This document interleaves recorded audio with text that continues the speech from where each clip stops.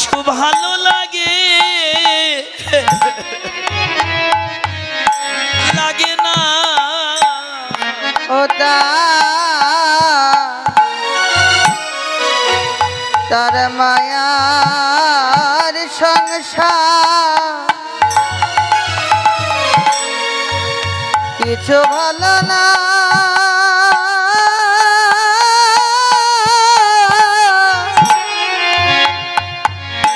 ভালো লাগে না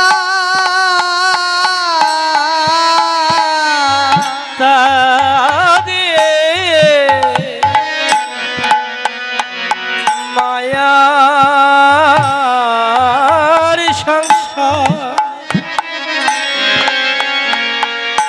কিছু ভালো লাগে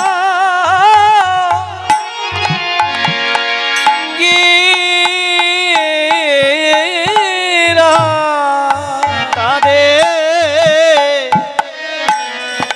তাদের মায়ার সংসার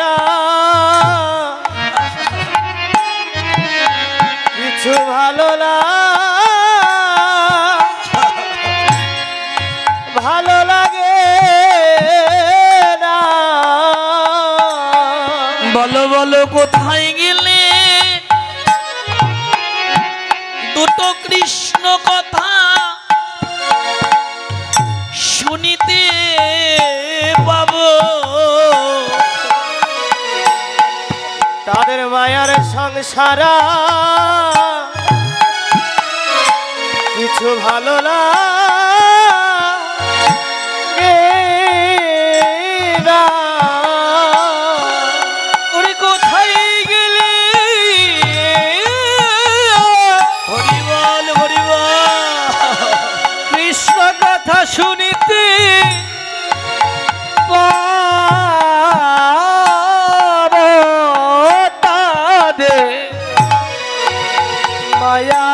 মায়ার সংসার কিছু ভালো লাগে না তারা সদাই যাই রে ধুলাই গড়ি তারা সদা সবাই ধুলা মাখবা হরি বল বাইরে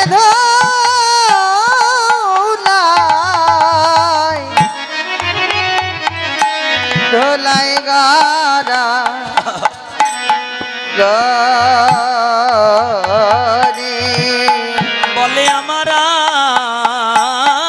ভাগ্যে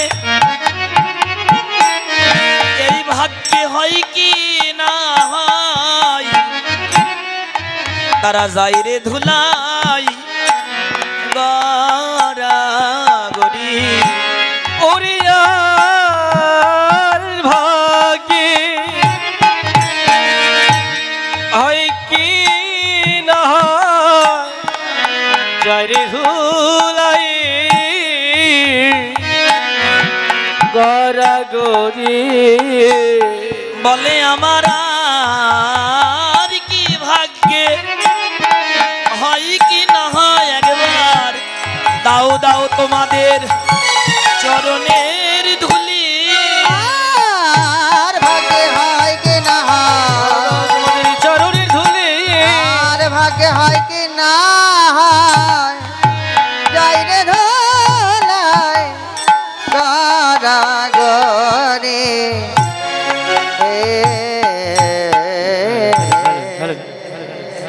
বলে আমরা কোথায় গেলে সঙ্গ পাবো আপনাদের মতো যারা সঙ্গের কাঙ্গাল তাদের একদিন যদি সঙ্গ না হয় তারা মনে মনে বলে না জানি আমরা কতদিন কতকাল ধরে ভক্তির সঙ্গ করি নাই না জানি কতদিন ধরে ভক্তির চরণের ধুলা আমরা মাখিনি তাই মহাপ্রভু আজকে ভক্তগণকে নিয়ে হরি নামের খেলা খেলছেন শুধু খেলা খেলছে তা নয় প্রভু আমার খেলতে খেলতে হরি নামের ধুলাই গড়াগড়ি দিয়ে প্রভু আমার ধুলাই পড়ে কাঁদছেন কখনো ধুলা মাখছে কখনো বাহু তুলে হরিবল বলছেন আবার ভাবের আবেশ তো ভাবের আবেশে প্রভু বাহু তুলে যেন নৃত্য গীতি করছে হরি নামে বিভোর হয়ে আনন্দ করছে প্রভু বাহু তুলে নৃত্য করছে, এদিকে মহাপ্রভুর পাশে আবার দাঁড়িয়েছিল আমার মহাপ্রভুর প্রাণের ভাই প্রেমের ঠাকুর শ্রীমন নিত্যানন্দ প্রভু।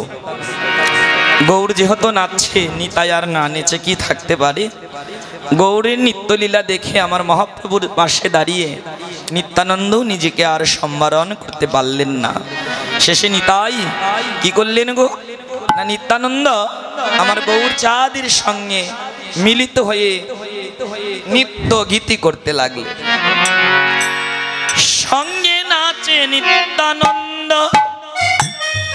চিত্তে যার সদানন্দ।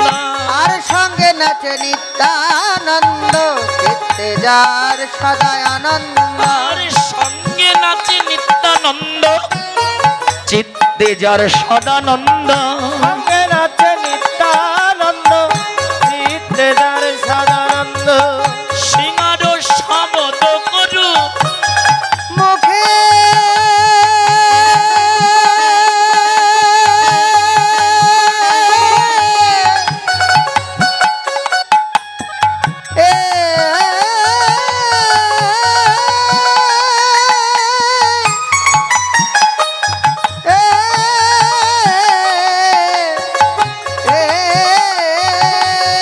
সিঙ্গার শব্দ করু মুখে। হরিবল হরিবল।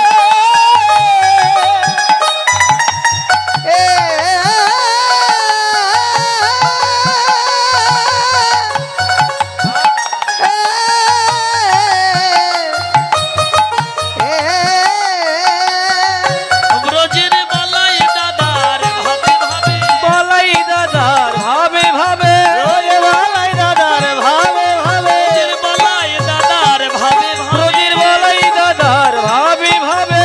বদনে সিংহারা যাইতেছে বলাই দাদার ভাবে ভাবে। বদনে সিংহা বাজাইতেছে বলাই দাদার ভাবে ভাবে। বদনে সিংহা বাজাইতেছে বলাই দাদার ভাবে ভাবে। বদনে সিংহারা যাইতেছে, বদনে হরে কৃষ্ণ। হরি বলে, বদনে সিংহা বাজাইতেছে, হরে কৃষ্ণ হরি বলে, বদনে সিংহা বাজাইতেছে। বলাই দাদার ভাবে ভাবে। সিংহার শব্দ করে মুখে।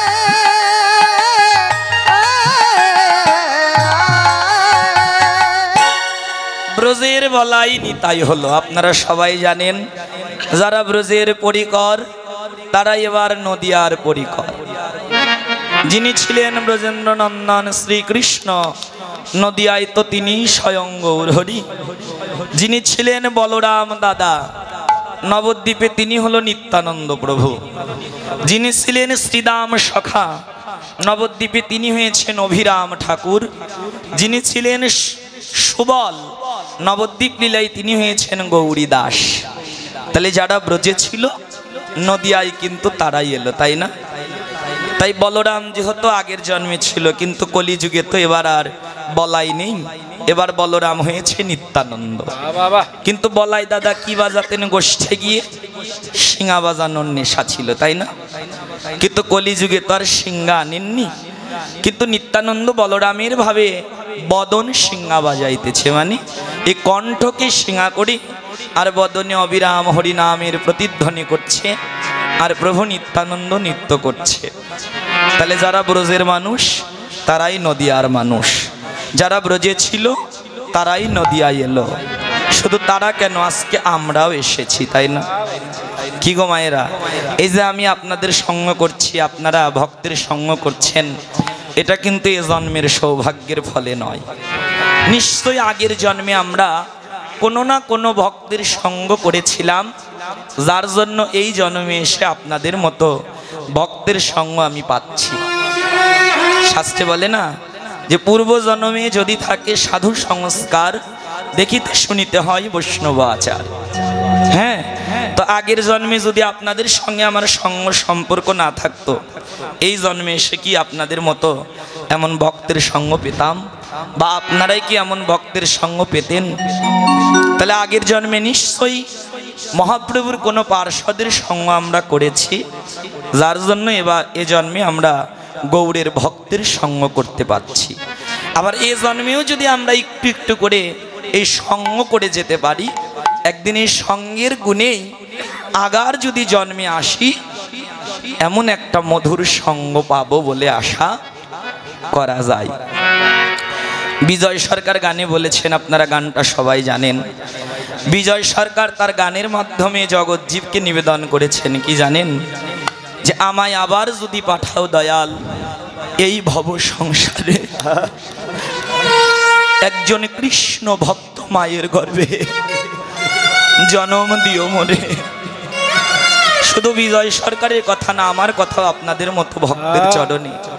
আপনারাও সবাই ভগবানের কাছে আশীর্বাদ জানাবেন, ভগবানের কাছে চাইবেন, হে ভগবান এ জন্মে আমাকে যাই দিয়েছো দাও, কিন্তু আবার যদি ধরায় পাঠাও আমরা কিছুই চাই না, শুধু একজন কৃষ্ণ ভক্ত মায়ের গর্ভে তুমি আমাকে জন্ম দিও।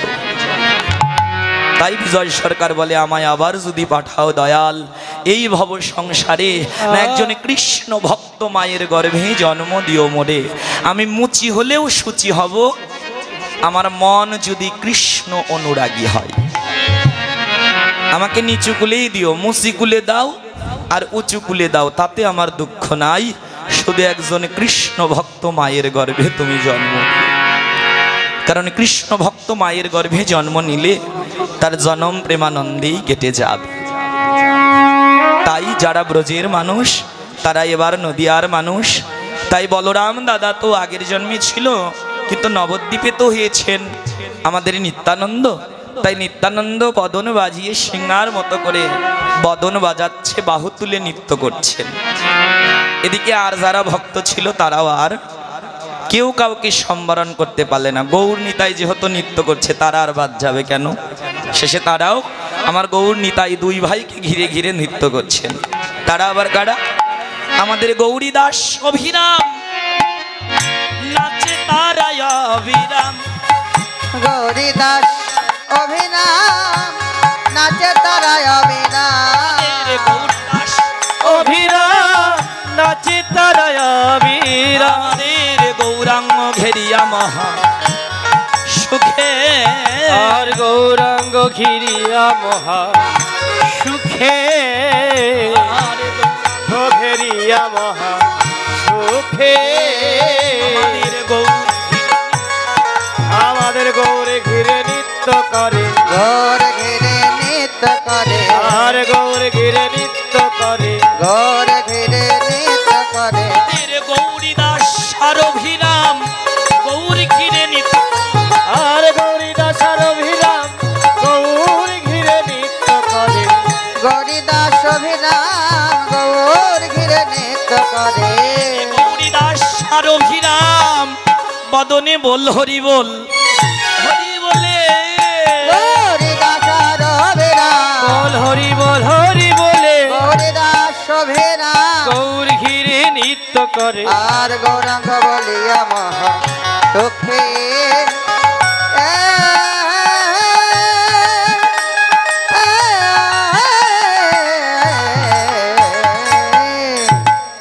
খেলা খেলতে খেলতে মহাপ্রভু আবার পশ্চিম দিগন্তে তাকিয়ে দেখলেন আর বেলা নাই। বেলা ডুবু ডুবু মনে পড়ে গেল স্নেহময়ী বাদশল্যময়ী মা সচী মাতার কথা। ভালো লাগলো না আর হরি নামের খেলা। তখন দিবায় অব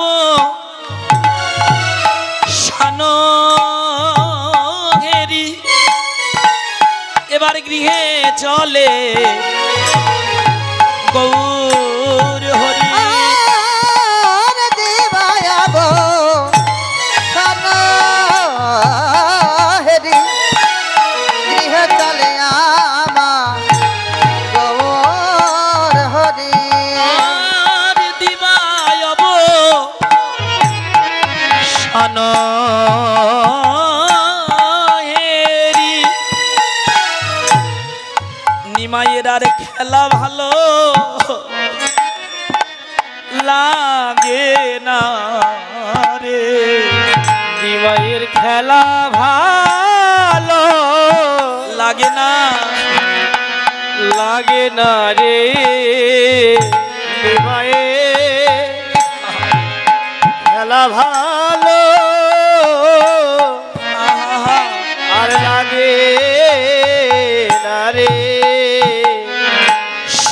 মাতার কথা মনে পড়ে নিমাইয়ের খেলা ভালো লাগে না রে। সচি মায়ের কথা মায়ের কথা মনে পড়ে মনে করে করে খেলা ভালো লাগে না রে। সচি মায়ের কথা মনে পড়ে ওই সারাদিন বনের খেলা করে। সচি মায়ের কথা মনে করে সারাদিন মনে খেলা করে মায়ের কথা মনে করে খেলা ভালো লাগে না রে। আর সচি মাতা মাতা পথে বসে আছে আছে হে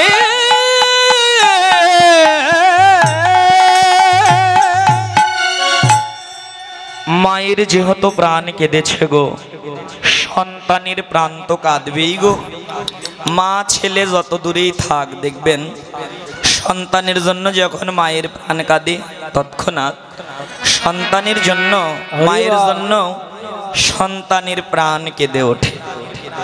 হ্যাঁ, আর যেটা প্রাণের ডাক, যেটা অন্তরের ডাক, যেটা ভালোবাসার ডাক, ওটা কানে শোনার প্রয়োজন হয় না। প্রাণের ডাক প্রাণেই সাড়া দেয়। নিমাই সকালবেলা গেছে ভক্ত সঙ্গে হরিনামের খেলা খেলতে। সন্ধ্যা পার হয়ে গেল, এ পর্যন্ত ছেলেটার কোনো আশার খবরই নেই। মায়ের মন কি আর ভালো থাকে? সচিমাতা একবার ঘর একবার বাহির, একবার ঘর একবার বাহির। মা যেন প্রলোভ বকছে, মানে নিজে নিজেই কথা বলছে। ছেলেটার কথা কাজের কোনো মিল নাই। নিমাই বলে এক, করে আর এক। যাবার সময় বলে গেল, মা তুমি বিলম্ব করবো না, আমি সকাল সকাল আসব। এই কি ওর সকাল? সকাল সকাল বলতে বলতে সন্ধ্যা পার হয়ে গেল, এ পর্যন্ত ছেলেটা আসলোই না। শুধু সচিমাতার কথা নয়, আপনাদের তো ঘরে সন্তান আছে তাই না? দেখবেন কোনো মা বাবার সন্তান যদি বিদেশে থাকেন বা কোথাও দূরে চাকরি বাকরি করেন, সারা দিনের জন্য যদি কাজকর্মে যায়, দেখবেন মা বাবার মনের অবস্থা কি ভালো থাকে? মা বাবার মনে সবসময় আনচান করে, আমার ছেলেটা ভালো আছে তো, ছেলেটা ঠিকঠাক মতো খাওয়া দাওয়া করছে তো। প্রত্যেকটা বাবা মার অন্তরে একই চিন্তা। ঠিক ঠিক সচিমাতার অন্তরেও একই চিন্তা আজকে হয়েছে, যে ছেলেটা সকালে গেছে, দুপুর গড়িয়ে সন্ধ্যা পার হলো, এ পর্যন্ত তো আমার ছেলে এলো না। তাই মায়ের মনটা যেন আনচান করছে।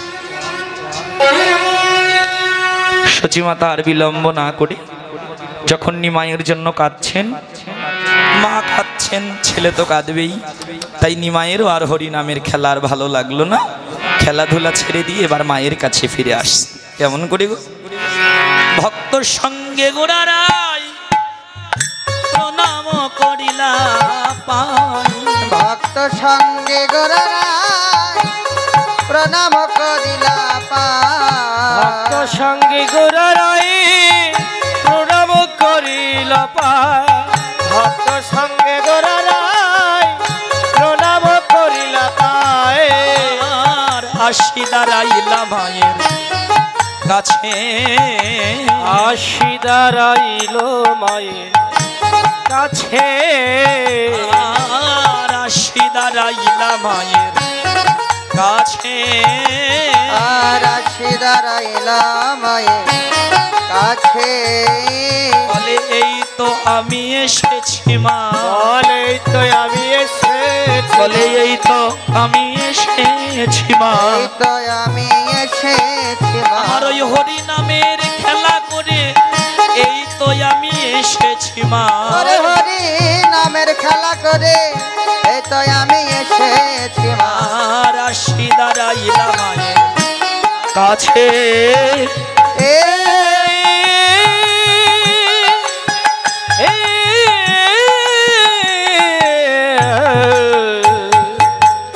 মা ঘর থেকে বেরিয়ে দেখো আমি এসেছি। বলতে বলতেই মা সচিমতী দৌড়াদৌড়ি করে নিমাইকে দেখে নিমাইকে বুকের মাঝে জড়িয়ে ধরল আর বলে, বাবা এই কি তোর সকাল? যাবার সময় বলে গেলি সকাল সকাল আসবো, এই কি তোর সকাল? আর হবে না কেন? তুই তো ছেলে, তুই তো মা নয়। তুই যদি মা হতি তাহলে মায়ের অন্তরের ব্যথাটা তুই বুঝতি। আসলে তুই তো মা নয়, তুই তো ছেলে রে। ছেলে হয়ে মায়ের অন্তরের কথা তুই কি করে বুঝবি রে? যখন এই কথা বললেন, এবার নিমাই কি করছেন না, মায়ের নয়নের জল মুছিয়ে দিয়ে এবার সচিমাতার চরণে একটা প্রণাম করলেন। কেন করলো? এখন অনেকে আমাকে যদি প্রশ্ন করেন, আচ্ছা যিনি কলিযুগের ভগবান চৈতন্য মহাপ্রভু, যিনি জগতের সবার প্রণম্য, তিনি কিনা সচিমাতার চরণে প্রণাম করছে? ভগবান হয়েও তাহলে তিনিও ভক্তের চরণে প্রণাম করেন? আর ভগবান হয়েও তিনি মায়ের চরণে প্রণাম করলেন কেন? একদিকে লীলা, অপরদিকে হলো জীব শিক্ষা। আপনি আচরি ধর্ম জীবের শেখাই, নিজে আচরণ না করিলে কাউকে শেখানো না যায়। একদিকে লীলা আর অপরদিকে হলো জীব শিক্ষা। আর জীব শিক্ষা দিতে এসে চিন্তা করছে, আমি যদি মায়ের চরণে প্রণাম না করি তাহলে এই জগতের কোনো ছেলে মেয়েরা আবার কেউ বাবা মাকে ভালোবাসবে না, এরা কেউ বাবা মার চরণে প্রণাম করবেন না। তাই জীব শিক্ষা দিতে তিনি সচির চরণে প্রণাম করলেন। আর জগৎজীবীকে ডেকে বললেন, হে জগৎজীব, তোমরা রেখো সবে মাতৃভক্তি, তোমরা রেখো সবে মাতৃভক্তি, তোমরা রেখো সবে মাতৃভক্তি, রেখো সবে মাতৃভক্তি, কৃষ্ণ ভজনে বাড়িবে শক্তি। রেখো সবে তোমরা মাতৃভক্তি, ওরে ভজনে বা বাড়িবে শক্তি, রেখো সবে মাতৃভক্তি, কৃষ্ণ ভজনে বাড়িবে শক্তি, মায়ের চরণে রাখলে এ ভক্তি। ভজনে বাড়িবে শক্তি, মায়ের চরণে রাখিলে ভক্তি, ভজনে বাড়িবে শক্তি, রেখো সবে মাতৃভক্তি। হে জি, তোমরা বাবা মার মনে কেউ কষ্ট দেবে না, বাবা মাকে সবাই প্রণাম করবে। বাবা মার আশীর্বাদ না হলে কিন্তু জীবনে চলার পথে উন্নতি করা যায় না। দেখবেন যারাই জীবনে বড় হয়েছে তারা কি বলে জানেন, যে আমি বড় হয়েছি কেন জানো, আমার বাবা মার পূর্ণ আশীর্বাদ আছে। আর বাবা মার আশীর্বাদ থাকলে সে জীবনে অবশ্যই উন্নতি সাধন করতে পারবেই পারবে। তাই আমি বর্তমান আসরে, এই কীর্তন আসরে, আজকের এই উল্লাপাড়া, হ্যাঁ এই নয়নগঞ্জ বাজার, হ্যাঁ এই উল্লাপাড়া স্টেশনের এই আসরে দাঁড়িয়ে আপনাদের চরণে একটা নিবেদন করব, সবাই আপনারা বাবা মাকে ভালোবাসবেন। বাবা মা কি বস্তু যাদের চলে যায় একমাত্র তারা জানে। তাই আপনাদের এলাকার যারা ছোট ছোট আমার বয়সী আছেন এবং যাদের বাবা মা বেঁচে আছেন, তাদের সবার চরণ ধরে একটা কথাই আসলে বলতে চাই, খালি কীর্তন তো করে গেলে হবে না, কীর্তনের মাঝে আবার কিছু আপনাদেরকে বুঝিয়েও দিতে হবে, তাই না? তাই আপনাদের কাছে আমার নিবেদন, আপনারা প্রত্যেকেই বাবা মাকে ভালোবাসবেন, বাবা মার চরণে প্রণাম করবেন। কেমন করেন তো আপনারা বাবা মার চরণে প্রণাম? হ্যাঁ হ্যাঁ হ্যাঁ করেন আপনারা? একটা গানে শোনেননি যে, যতই যাও না মন্দির মসজিদ আর যতই করো গঙ্গা স্নান, বাবা মাকে না বাসিলে ভালো হয় না খুশি ভগবান। মন্দিরে যাও, মসজিদে যাও, গিজরায় যাও, যে যেখানেই যাও আগে বাবা মার চরণে প্রণাম করবেন। আমরা অনেক জায়গা কীর্তন করতে যাই, ঢাকাতে কীর্তন করতে গেলে অনেক বাসাবাড়ি আমরা থাকি, দেখবেন অনেক অনেক জায়গায় যে টাইস করে মন্দির করেন, টাইস করে মন্দির করেন, কিন্তু বাড়িতে বাবা মার থাকার জায়গা হয় না। রেখে দেয় কোথায় জানেন না? বৃদ্ধাশ্রমে রেখে দেয়। আবার অনেকেই দেখবেন দুর্গা পূজায় লক্ষ লক্ষ টাকা দিয়ে আলোকসজ্জা করে, বক্স 5টার কাছে 10টা 20টা আনে, দেবী দুর্গার ওখানে অনেক সেবার দ্রব্য, কিন্তু বাড়িতে বাবা মা পড়তে পারে না, খেতে পারে না। তোমার ওই দুর্গা পূজা করে লাভ হবে না। বাড়িতে অনেকেই পিতলের বড় বড় মূর্তি এনে পূজা করছেন, টাইস করে মন্দির করেছেন, বিল্ডিং করেছেন, কিন্তু বাবা মাকে খেতে দিচ্ছেন না। ওই পূজা করে তোমার কোনো লাভ হবে না। বাবা পূজা যদি করতে হয় আসল বাবা মার পূজা করো। জ্যান্ত প্রতিমা, ওটা তো মাটির প্রতিমা, পিতলের প্রতিমা। ওই প্রতিমাকে ভজলে পাওয়া যাবে কিনা জানি না, কিন্তু জ্যান্ত প্রতিমা হলো তোমার আসল ঘরের বাবা মা। আর ওই জ্যান্ত প্রতিমার পূজা করলে, জ্যান্ত প্রতিমার চরণে প্রণাম করলে সমস্ত দেবদেবীর চরণেই প্রণাম হয়ে যায়। তাই যে প্রতিমা খেতে পারে তাকে খাওয়াও, যে প্রতিমা পড়তে পারে তাকে পড়াও। সে হলো তোমার ঘরের প্রতিমা, তোমার আসল বাবা মা। আর সেই বাবা মার চরণে তোমরা প্রণাম করো, তবেই জীবনে চলার পথে তুমি উন্নতি লাভ করবে। তাই আমি সবাইকে বলবো, আপনারা সবাই বাবা মার চরণে প্রণাম করবেন, বাবা মার চরণে ভক্তি করবেন। আর এই এলাকার বৌমা যারা আছেন তাদেরকেও আমি নিবেদন জানাবো, আপনাদের বাড়িতে তো শ্বশুর শাশুড়ি আছে, তাই না? শ্বশুর শাশুড়ি আছেন আপনাদের বাড়িতে মায়েরা? কি গো এলাকার বৌমারা, আছে তো শ্বশুর শাশুড়ি হয়েছে? আমার নাই। শ্বশুর শাশুড়িকে একটু প্রণাম করেন আপনারা দিনান্তে। এই যে কীর্তন শুনতে এসেছেন, একটু কি শাশুড়ির চরণে প্রণাম করে এসেছেন? হ্যাঁ, প্রত্যেকেই কিন্তু খালি বাবা মা না, শ্বশুর শাশুড়িরও সেবা যত্ন করতে হয়। কেন করতে হয় আমি একটা উপমা দেবো। টাকা যদি ব্যাংকে রাখেন, ধরুন আমি 10 লাখ রেখেছি, 20 বছর পর ডবল হয়ে যাবে, 40 লাখ হবে। 10 লাখ রেখেছি, 20 লাখ হয়ে গেছে, নেবার সময় আমার আনন্দ হচ্ছে। তাই আপনি যদি আপনার শাশুড়ির সঙ্গে শ্বশুরির সঙ্গে খারাপ আচরণ করেন, টাকা যেমন ব্যাংকে ফিক্সড করলে আস্তে আস্তে বেড়ে যায়, ডবল হয়ে যায়, নেবার সময় বড় আনন্দ হয়, তেমন আপনি আপনার শাশুড়িকে যদি কষ্ট দেন, ওইটা তোলা থাকবে। যেদিন আপনি শাশুড়ি হবেন, ওইটা আবার আপনি ডবল করে ফেরত পাবেন। নিতাই গৌর হরি বল। হরি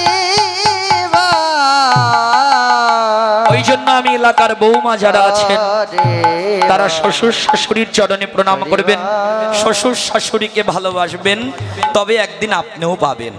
আর আপনি যদি খারাপ আচরণ করেন, দুর্ব্যবহার করেন, শ্বশুর শাশুড়িকে যদি আপনি কষ্ট দেন, তাহলে আপনিও তো একদিন হবেন নাকি? একদিন আপনিও তো শাশুড়ি হবেন, সেদিন আপনারও তোলা থাকবে, আপনাকেও পেতে হবে। তো আপনাদের কারা কারা এখানে বৌমা, আপনারা কি শ্বশুর শাশুড়িকে ভালোবাসেন? কতজন বাসেন বৌমারা, একটু হাত তুলে দেখান তো। কেউ বাসে না। মায়েরা আপনারা কারা শ্বশুর? ও বাবা, কেউ না। হাই রে হাই, লজ্জা করছেন। অনেকে আবার তুলতে ভয় পাচ্ছে, যদি ধরা পড়ে যায়। সাইডে দেখছে যে হাত তুললেই তো বিপদ। কতজন শ্বশুর শাশুড়িকে ভালোবাসেন? হাত ওঠান। এই যে আমি ভালোবাসি। তোমার তো শাশুড়ি। তুমি কি বৌমা নাকি? কারা ভালোবাসেন? এটা আমি এমনিতেই বললাম, লজ্জা পাবেন না, হাসবেন না। হ্যাঁ, যারা ভালোবাসেন ভালো কথা, কিন্তু যারা বাসেন না, কালকে থেকে শ্বশুর শাশুড়িকে ভালোবাসবেন। শাশুড়ির চরণে সকালে গিয়ে প্রণাম করবেন, করবেন তো? হ্যাঁ হ্যাঁ, পাও ধুয়ে রাখি। বৌমাদের বলছি আর শাশুড়িদেরকে বলছি, আপনারা পাটা একটু ধুয়ে রাখবেন কালকে। যে আমার এই কীর্তন শুনে, দীপক পালের কীর্তন শুনে যদি বৌমারা একটু শাশুড়ির চরণে প্রণাম করেন। হ্যাঁ, তো যাকগে, এটা আমি কথার কথা বললাম। যারা ভালোবাসেন ভালো, যারা বাসেন না তারা প্রত্যেকেই শ্বশুর শাশুড়ির সেবা যত্ন করবেন, ভালোবাসবেন। এতে আপনাদেরই কল্যাণ হবে, আপনাদেরই মঙ্গল হবে। তাই এই শিক্ষা দিতে মহাপ্রভু আজকে ভগবান হয়ে শচীর চরণে প্রণাম করলেন। আর শচী মাতা কি করলেন গো? নিমাইয়ের বদন দেখতে শচীহর সীতা হইয়া রতন প্রদীপ লইয়া, শচীহর সীতা হইয়া রতন প্রদীপ লইয়া, শচীহর সীতা হইয়া রতন প্রদীপ লইয়া, শচীহর সীতা হইয়া রতন প্রদীপ লইয়া, গোরা রূপ দেখিয়া নয়নে, আর গোরা রূপ দেখিয়া নয়নে, আমার গোরা রূপ দেখিয়া নয়নে, গোরা রূপ দেখিয়া নয়নে, কহিতেছে শচী মাই কহরে কহরে নিতাই, কহিতেছে শচী মাই কহরে কহরে নিতাই, সোনা রঙ্গে এত ধুলা কেনে, সোনা রঙে এত ধুলা কেনে, আর সোনা রঙ্গে এত ধুলা কেনে, আর সোনা রঙে এত ধুলা কেনে, কে বা দিয়েছে, কে বা দিয়েছে, কে বা দিয়েছে, ধুলো কে বা দিয়েছে, সোনা রঙ্গে এত ধুলা কে বা দিয়েছে, ওরে সোনা রঙে এত ধুলা কে বা দিয়েছে, আমার সোনা রঙ্গে এত ধুলা কে বা দিয়েছে। সোনা রঙে এত ধুলা কে বা দিয়েছে। বৈষ্ণব কবি কেশব দাস বলে